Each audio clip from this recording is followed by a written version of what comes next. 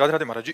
महाराज जी, मैं चाहती हूँ कि मेरा मन सदा नाम जप में टिका रहे और मैं ब्रह्मचर्य के मार्ग पर पूरी तरह श्रद्धा से चल सकूं। विवाह की इच्छा नहीं है, लेकिन नौकरी में आने के बाद मन बहुत भटक गया है। वहां का वातावरण बहुत हाँ, नकारात्मक है, व्यवहार का अधिकारी सही वातावरण व्यवहार नहीं करते, ना ही ग्रस्त में एक झुकाव है, अभी ना ही वैराग्य हो रहा है। महाराज जी, ऐसी स्थिति में असमंजस में हूँ। नहीं। अगर मन, खुली बात है, भोगों में जा रहा है तो हमें ब्याह कर लेना चाहिए किसी अच्छे पुरुष का, देख सुन करके, जो नशा न करता हो और ज़्यादा गर्लफ्रेंड वाला ना हो।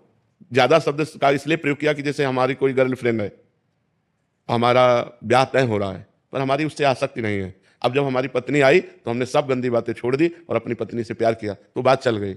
अगर हमारा गंदा आचरण है बहुत, तो पत्नी से प्यार होगा नहीं, तो फिर गृहस्थी हमारी चौपट हो जाएगी, वो नष्ट हो जाएगी। अब बिल्कुल बॉयफ्रेंड गर्लफ्रेंड ना रखता हो ऐसा, तो हमें लगता है 100 में मतलब अगर छांटने चलो तो शायद 1% मिल जाए तो मिल जाए, नहीं तो नहीं मिलेगा।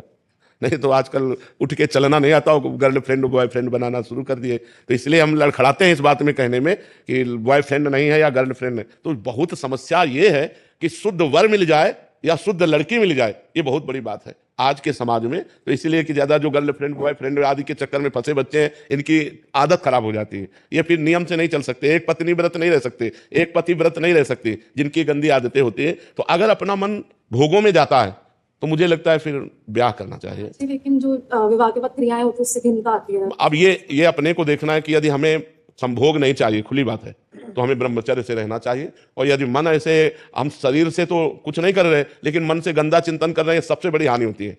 मान लो हमारा मन का गंदा चिंतन हट जाए तब तो बढ़िया बात है। अगर मन गंदा चिंतन कर रहा है तन से, तो उसका कोई खास पवित्रता नहीं मानी जाती। पवित्रता मन की मानी जाती है कि अगर हम, मान लो शराब आदमी पी रहा है, हम बैठे हैं और हमारा कोई मतलब नहीं, तो हम पवित्र हैं। अब हम शराब नहीं पी रहे लेकिन ललचा रहे हैं देख के, तो हम उस पीने वाले से ज्यादा पवित्र हैं।